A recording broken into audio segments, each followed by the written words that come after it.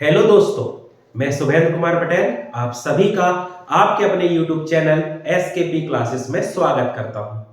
हमारी नई श्रृंखला चालू हो चुकी है रक्त परिसंचरण तंत्र, ब्लड सर्कुलेटरी सिस्टम। इस रक्त परिसंचरण तंत्र में हमने हृदय पढ़ा, हृदय के मैकेनिज्म को पढ़ा और पिछली वीडियो में हमने कुछ इंपॉर्टेंट फैक्ट देखे। उसी श्रृंखला में आज अपन आगे बढ़ते हैं और हृदय से संबंधित और फैक्ट और जो फैक्टर है, डिसीज है, उन सभी को अपन पढ़ते हैं। चलिए तो शुरुआत करते हैं। यदि अपन बात करें तो एक टर्म है जिसे आपने सुना होगा, ईसीजी। सभी ने सुना होगा, ये बहुत कॉमन है। आजकल क्या है, आज की जो अपन यदि समय की बात करें तो हार्ट रिलेटेड डिसीज होना बहुत आम बात है। तो हार्ट से रिलेटेड डिसीज होती है तो ईसीजी तो सुनते होंगे, इसलिए सभी के लिए बहुत कॉमन है, सभी ने सुना होगा।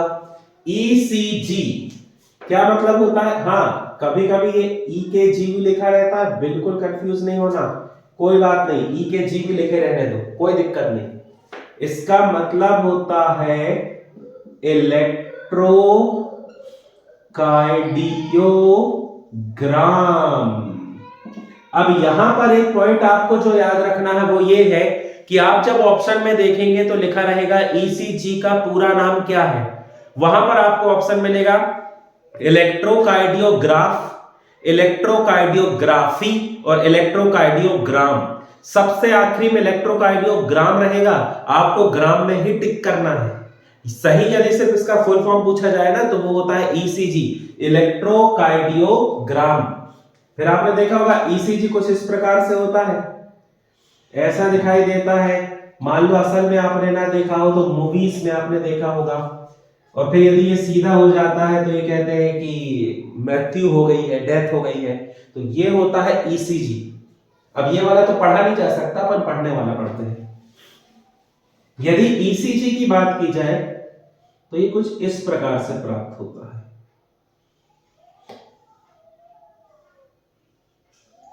ये बिंदु होता है P Q R S T, ये कहलाता है ईसीजी।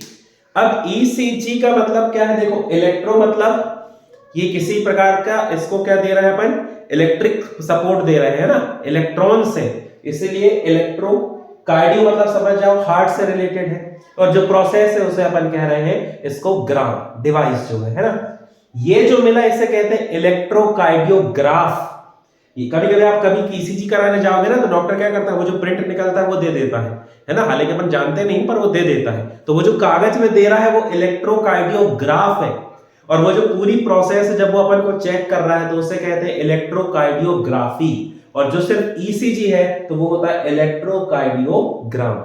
अब समझना, ईसीजी में आपको मिलते हैं P Q R S T.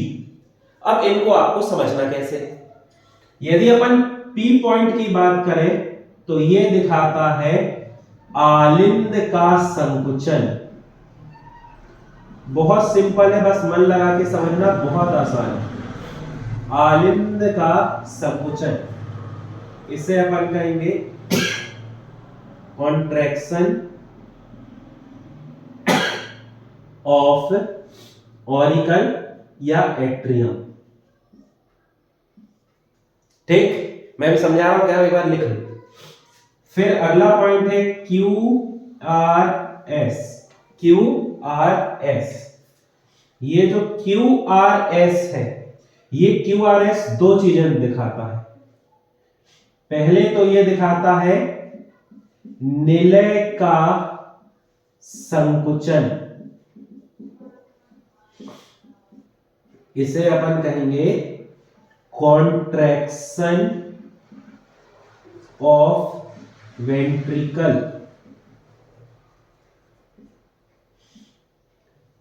ठीक, फिर दूसरा ये क्या दिखाता है? आलिंद का शिथिलन, इसे अपन कहेंगे रिलैक्सेशन ऑफ ऑरिकल। ठीक, फिर ये जो टी पॉइंट है ये दिखाता है निलय का शिथिलन, बोले तो relaxation of ventricle, relaxation of ventricle. चल अब यहां पर समझेंगे, बिल्कुल नहीं घबराना, बहुत सिंपल है, आसानी से समझ जाओगे। बस एक बार देखो स्क्रीन में आपको सब दिख रहा है कि नहीं? हाँ सब दिख रहा है। देखो हार्ट का काम होता है पूरे ब्लड में, पूरे शरीर में हार्ट का क्या काम है? ब्लड को पंप करना। अब समझना, ऊपर के जो दोनों हैं वो कहलाते हैं आलिंद, एट्रियम, ऑरिकुलर, नीचे जो है वो कहलाते हैं वेंट्रिकल, या जिसे अपन कहते हैं निलय। अब जब ब्लड को पूरे शरीर में पहुंचाना है तो हार्ट क्या करेगा? हार्ट पंप होगा। हार्ट कैसे पंप होने से क्या होगा? पूरे शरीर में जहां जहां ब्लड पहुंचना चाहिए पहुंचेगा। पंप होने से प्रेशर बनेगा, है ना? पंप जैसे ही होगा हार्ट प्रेशर बनाएगा, उस प्रेशर से ब्लड आगे तक जाएगा। तो सबसे पहले दोनों जो ऑरिकल या आलिंद है ये बंद हो जाते हैं। दोनों आलिंद क्या होते हैं? बंद होते हैं। उससे अपन कहते हैं कॉन्ट्रैक्शन ऑफ ऑरिकल, आलिंद का संकुचन। जैसे ही दोनों आलिंद बंद होते हैं, आलिंद या ऑरिकल से जो ब्लड है वो आ जाता है नीचे वेंट्रिकल या निलय में। ठीक, जैसे ही निलय में ब्लड आया तो क्या होगा? ये जो वेंट्रिकल या निलय है ये भी बंद होना चालू करेंगे। इनमें भी क्या होने लगेगा? कॉन्ट्रैक्शन होगा, ये ऐसे सिकुड़ना चालू हो जाएंगे। अब जैसे ये सिकुड़ रहे हैं उसी समय ऊपर जो आलिंद बंद हुए थे वो ऑरिकल क्या होंगे? खुल जाएंगे। नहीं तो पूरा यदि सब चारों एक साथ बंद हो गए तो इतने प्रेशर को हार्ट तो सह नहीं पाएगा। तो जैसे ही वेंट्रिकल बंद होते हैं उसी समय जो ऑरिकल बंद हुए थे वो ऐसे खुलना फैलना चालू हो जाते हैं और नीचे जो निलय है वो सिकुड़ने लगता है। इसलिए अपन ने क्या लिखा है? कॉन्ट्रैक्शन ऑफ वेंट्रिकल, निलय का संकुचन। निलय बंद होने लगा और उसी समय उसी के साथ बिल्कुल समांतर क्या हो रहा है? ये जो आलिंद बंद हुए थे ये खुल गए, इसलिए अपन ने लिखा है आलिंद का शिथिलन या रिलैक्सेशन ऑफ ऑरिकल। ठीक, और अब फिर पूरे तरीके से वेंट्रिकल या निलय बंद हो गए और जो ऊपर आलिंद है वो पूरे तरीके से खुल गया। अब क्या होगा? अब ये जो निलय बंद थे ये निलय भी क्या हो जाएंगे? खुलने लगेंगे। इनमें भी क्या हो जाएगा? रिलैक्सेशन, शिथिलन हो जाएगा। तो इस प्रोसेस को दर्शाने के लिए जो चीज बनाई गई है उसे अपन कहते हैं ईसीजी, इलेक्ट्रोकार्डियोग्राम। ऊपर बंद हो रहे हैं दोनों ऑरिकल, दोनों आलिंद, वो बिंदु दिखा रहा है पी। जैसे ही वो दोनों बंद हुए ब्लड पहुंच गया वेंट्रिकल निलय में, दोनों निलय बंद होना चालू कर रहे हैं और जब वो दोनों बंद हो रहे हैं उसी समय आलिंद जो है अपनी सामान्य स्थिति में आ रहा है। तो वो कौन सा पॉइंट दर्शाता है? QRS। और T ये बताता है कि जो निलय या वेंट्रिकल बंद हुए थे वो भी अब अपनी सामान्य स्थिति में आने लगे हैं। और ये प्रक्रिया चलती रहेगी, निलय सामान्य हो जाएंगे फिर आलिंद बंद हो जाएगा, फिर निलय बंद होने लगेंगे आलिंद खुलने लगेगा, आलिंद खुल गए निलय, चलता रहेगा, हमेशा चलता रहेगा। तो इस प्रोसेस को, ये जो पैराग्राफ, ये जो ग्राफ दर्शा रहा है, इसे अपन कहते हैं इलेक्ट्रोकार्डियोग्राफ। ये जो है ये क्या कहलाता है? इलेक्ट्रोकार्डियोग्राफ। अब ये लगातार मिलते रहते हैं, है ना? जैसे मान लो ये है, फिर ये हुआ, फिर ये ऐसा हुआ। अब ये अलग अलग ऐसे मिलते रहते हैं। तो ये जो है ये आर पॉइंट है, इसको कहते हैं आर गैप, आर इंटरवल। आपसे पेपर पूछ लिया जाए ना आर इंटरवल ये किससे रिलेटेड है, तो आपका आंसर हो जाएगा ईसीजी।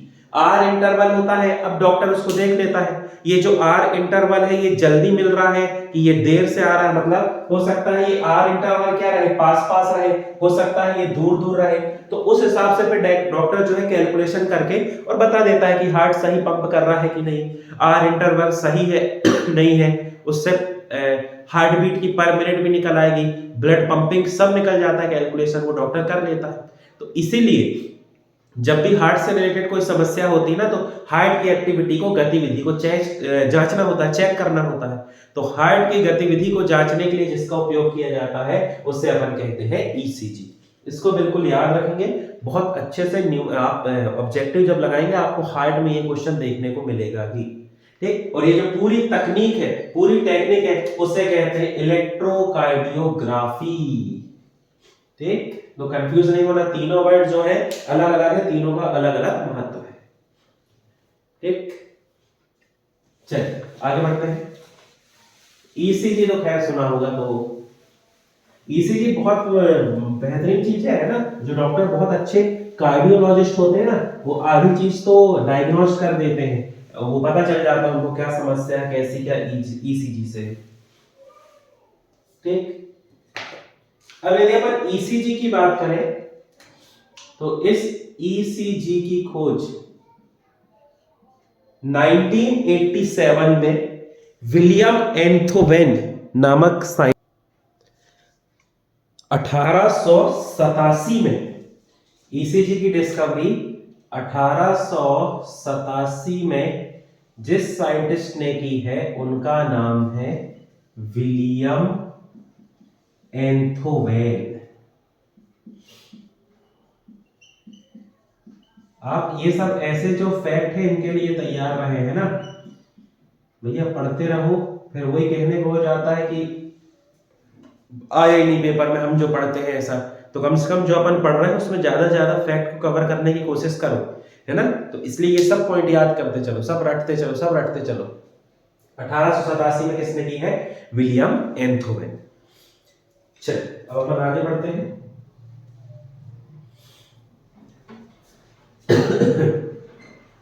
फिर यदि हार्ट की बात की जाए तो देखिए, हमने क्या पढ़ा कि हमारा जो हार्ट है, इस हार्ट का एक पार्ट है जो है लेफ्ट वेंट्रिकल,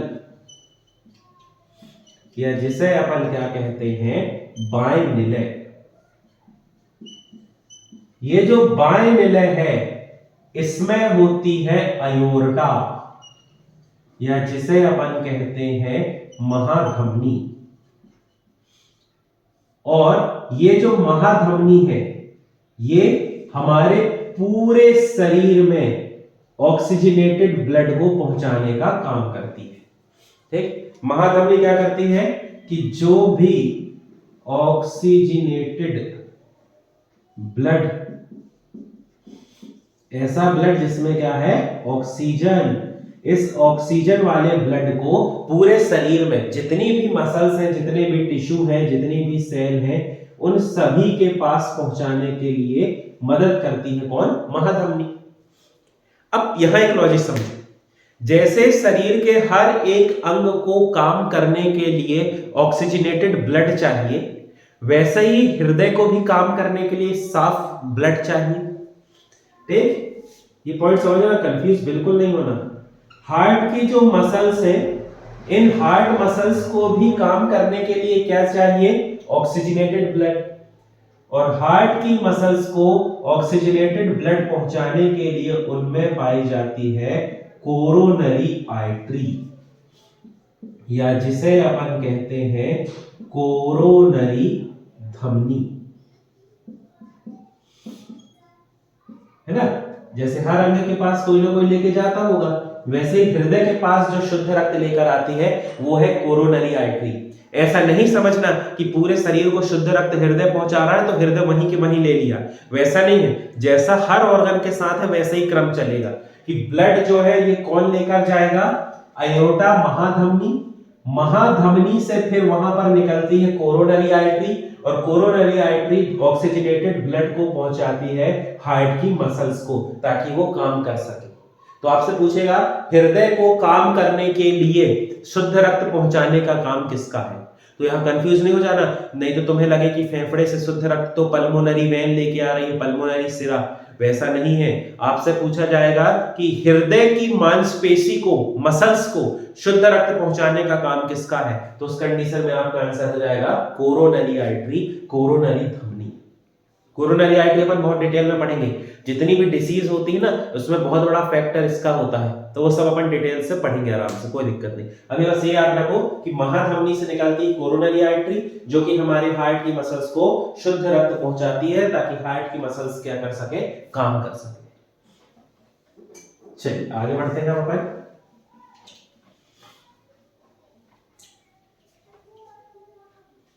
ठीक, अब अगली बात आती है हार्ट ट्रांसप्लांट,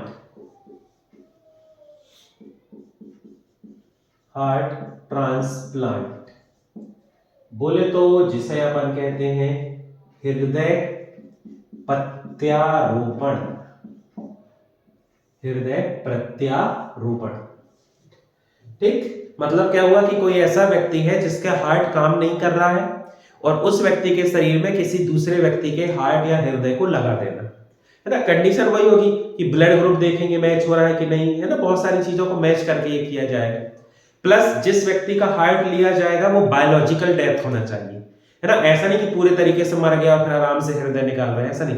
बायोलॉजिकल डेथ हो मतलब जैसे ब्रेन उसका काम करना बहुत बंद कर दिया है, न्यूरॉन्स काम नहीं कर रहे हैं, हार्ट सही कंडीशन में है पर ब्रेन में बहुत चोट लगी है, तो उसको बायोलॉजिकल डेथ कहेंगे अपन। उस बायोलॉजिकल डेथ में क्या होगा कि पेशेंट का हार्ट निकाल के और दूसरे में लगा देंगे, तो उसे कहा जाता है हार्ट ट्रांसप्लांट या उसे अपन कहते हैं हृदय प्रत्यारोपण।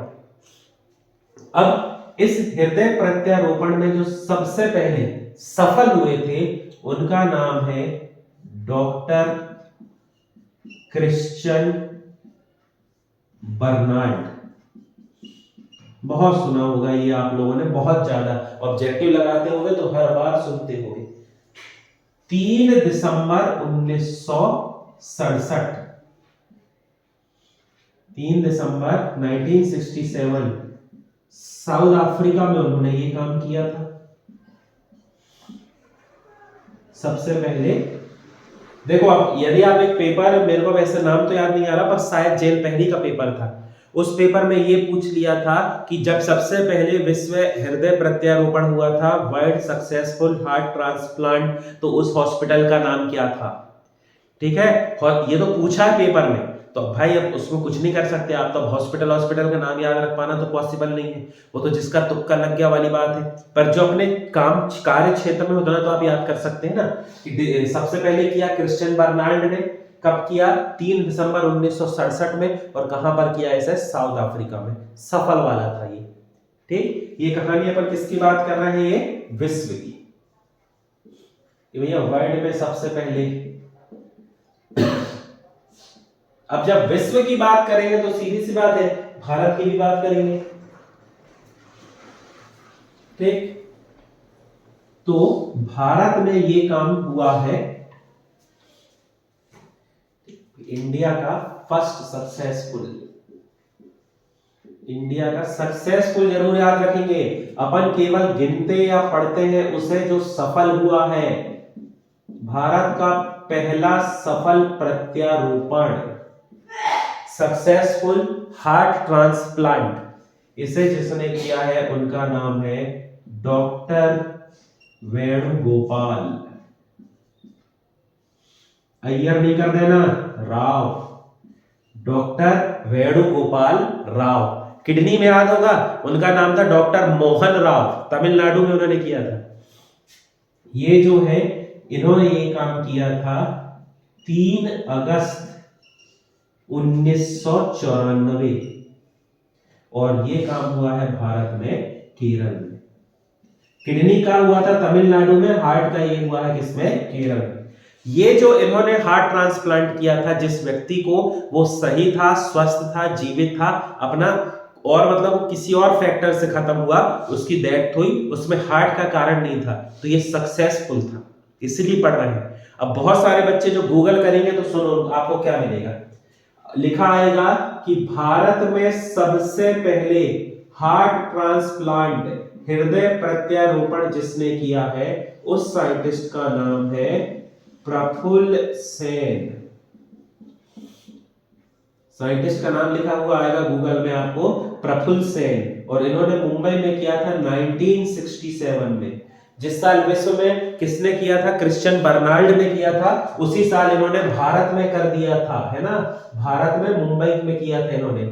लेकिन इसे कंसीडर नहीं करेंगे क्योंकि ये असफल था। इन्होंने जिस व्यक्ति को हार्ट लगाया था ना, जिसको हार्ट लगाया था, वो 3 घंटे बाद उसकी मृत्यु हो गई थी, हार्ट के फेलियर के कारण ही उसकी मृत्यु हुई थी। मतलब जो ट्रांसप्लांट हुआ था वो सफल नहीं था, इसलिए उसको नहीं माना जाएगा। सही जो आपका जवाब है, ऑफिशियली भी सही है और कायदे से जो सही है वो यही है, डॉक्टर वेणुगोपाल राव। कि कम से कम भैया किसी का हार्ट ट्रांसप्लांट करे तो वो जिंदा तो रहे, है ना। नहीं पता, ऐसा तो अपन भी बदल दें, आप और मैं चले देखे निकाले हार्ट डाल दी, मारे मारे बचे, अपन क्या करना, वैसा नहीं। जो जिंदा रहा वो कौन सा रहेगा, डॉक्टर वेणुगोपाल राव। ठीक, तो ये प्रफुल्ल सेन वाला आपको नहीं मानना है। चलिए आगे बढ़ेंगे। अब देखो साइंस में तरक्की तो बहुत हो गई है, तुम लोगों को पता है।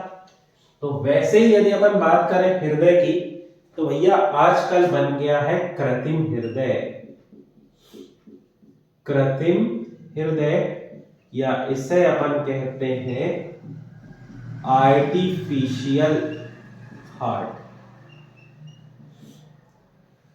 ये जो कृत्रिम हृदय है, आर्टिफिशियल हार्ट, इस हार्ट का नाम है जॉर्विक 7। अब इतना दिमाग तो आप लगा ही लिए होंगे कि जॉर्विक जो है वो किसी ना किसी साइंटिस्ट का नाम होगा। ठीक, तो इसकी जो डिस्कवरी है ना, ये हुई है 13 नवंबर 1989, 1989। जिस साइंटिस्ट ने खोज की है उनका नाम है रॉबर्ट जॉर्विक। देखो अब आपको ऐसे डेट याद करने की जरूरत नहीं है, पर वो हमें डेट मेरे को इसलिए याद है क्योंकि 13 नवंबर को भाई मेरा ही जन्मदिन आता है, तो इसलिए मेरे को 13 नवंबर याद है। आपको याद करने की जरूरत नहीं है, आप बस ये याद रख लो कि कृत्रिम हृदय जॉर्विक 7 1989 में जिस साइंटिस्ट ने बनाया है उनका नाम है रॉबर्ट जॉर्विक। और ये जो आर्टिफिशियल हार्ट बनाया है इन्होंने, ये बना हुआ है प्लास्टिक और एल्यूमिनियम का। एल्यूमिनियम, ठीक, ये जो मेटल है इससे बना हुआ है। इसका जो भार है ये भी है 300 ग्राम। जो हमारा असली वाला हार्ट उसका भार भी 300 ग्राम है, और ये प्लास्टिक और एल्यूमिनियम से जो बना है इसका भार भी कितना है, 300 ग्राम। ठीक, अब ये है, ये जो हार्ट ना ये अंदर सेट नहीं होता, इसको बहुत सुनियोजित तरीके से सिस्टमेटिक क्या करते हैं, बाहर ये थैले में लटका रहता है और ये अपना जो काम है ये करता रहता है। आप ये नहीं सोचना कि अंदर लग जाता है, लेकिन अब ऐसा भी नहीं घबराना कि बाहर लटक रहा है तो पता चला कोई भी आया जिससे लड़ाई हुई वो धमनी से आर्टरी वेन खींच के भाग गया, वैसा नहीं। बहुत व्यवस्थित तरीके से यहाँ उसको सेट कर दिया जाता है। ठीक है, वो थैला में बाहर ऐसा लटका रहता है अपने शरीर से, उससे को अपन कहते हैं जॉर्विक 7। आर्टिफिशियल हार्ट है, पंप करना, प्योर तो करना नहीं, प्योर करता तो दिक्कत थी, जैसे किडनी में डायलिसिस करवाना पड़ता है ना, तो दिक्कत हो जाती। प्योर नहीं कर रहा है, पंप ही तो करना है, तो पंप करने के लिए एक मशीन लगा दिए, ऐसी मशीन जो हृदय की जगह ब्लड को पंप कर रही है, उससे अपन क्या कहते हैं, आर्टिफिशियल हार्ट, कृत्रिम हृदय जॉर्विक 7, प्लास्टिक और एल्यूमिनियम से बना। ठीक, याद रखेंगे, ये काफी इंटरेस्टिंग फैक्ट है। आर्टिफिशियल ब्लड भी बना है, अपन ब्लड पढ़ते समय पढ़े थे, पीएफसी, परफ्लोरोकार्बन, लेकिन उसका क्या था, कोई सफल परीक्षण नहीं हुआ था। वो ऑक्सीजन का अच्छा वाहक था, मतलब आरबीसी का काम कर देता वो, लेकिन डब्ल्यूबीसी का काम आपको कराने के लिए इंजेक्शन लेना पड़ता, गोली खाना पड़ता, है ना, इम्यूनिटी तो उसमें होती नहीं, तो जरा सा भी कुछ हुआ गोली खाओ, दवाई खाओ। प्लेटलेट्स वाले मैटर था ही नहीं, प्लेटलेट्स का काम है ब्लड क्लॉट करना, वो वैसे भी कृत्रिम रक्त है, यदि चोट लग गई निकल गया खरीदो फिर से डलवा लो, पर यह अभी प्रैक्टिकल हुआ नहीं है तो इसलिए अपन उसको ज्यादा महत्व नहीं देते। लेकिन जो आर्टिफिशियल हार्ट है, कृत्रिम हृदय, इसके सफल परीक्षण हो चुके हैं, बहुत सारे लोगों के शरीर में लगे भी हुए। एक साइक्लिस्ट है, ओलंपिक में पार्टिसिपेट करता है साइक्लिस्ट, उसका कृत्रिम हृदय है, शायद कभी आप देखो, अब शायद ना भी करता हूं पार्टिसिपेट, लेकिन शायद है, तो उसका कृत्रिम हृदय है। तो जो चीज प्रैक्टिकल में है वो आर्टिफिशियल हार्ट है, आर्टिफिशियल ब्लड अभी आया नहीं है, ठीक, पर है पीएफसी, परफ्लोरोकार्बन, कृत्रिम रक्त कहलाता है। चलिए इसमें पॉइंट देखते हैं। अब एक पॉइंट आता है वर्ल्ड हार्ट डे, विश्व हृदय दिवस। ठीक, अब बहुत सारे लड़के तो भैया उनके दिमाग में आ गया होगा विश्व हृदय दिवस मतलब 14 फरवरी। ठीक, ये 14 फरवरी नहीं, विश्व हृदय दिवस होता है 29 सितंबर। 29 सितंबर को मनाया जाता है विश्व हृदय दिवस। कोई भी दिवस मनाने का लॉजिक क्या होता है जिसके लिए वो दिवस मनाया जा रहा है उसके लिए अवेयरनेस फैलाई जाए, जागरूकता फैलाई जाए।